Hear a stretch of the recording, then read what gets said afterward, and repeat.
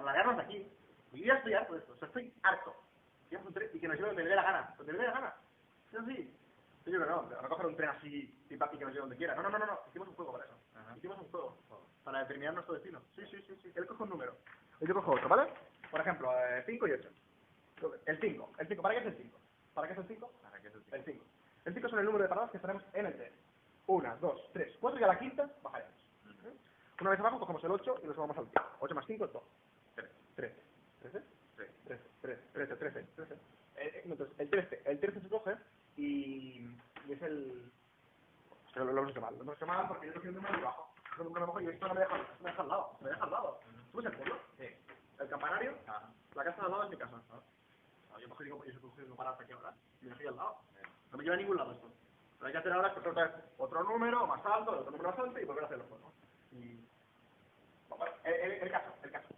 Al fin y al cabo, él y yo, lo que queríamos era alejarnos de esta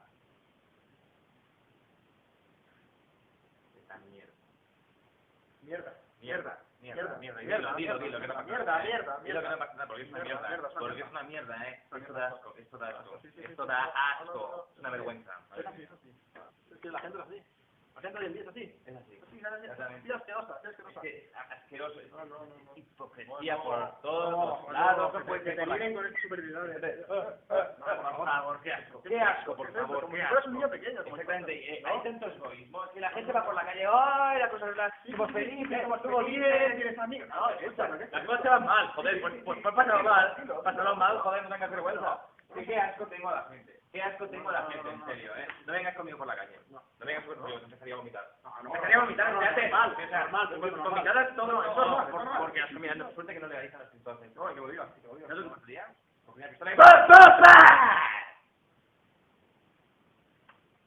Sí, algo sí que está mal. Ellos.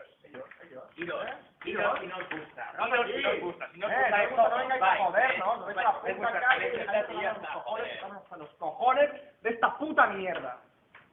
Mira que es una puta mierda. ¿Qué pasa? ¿Nadie se quiere decir lo que pasa? Es una mierda. Hostia. Oye, todos igual, todos siguiendo las normas. ¿Las normas? ¿Qué norma? ¿Qué norma? Hostia. Bueno, los trabajos del día jodiendo.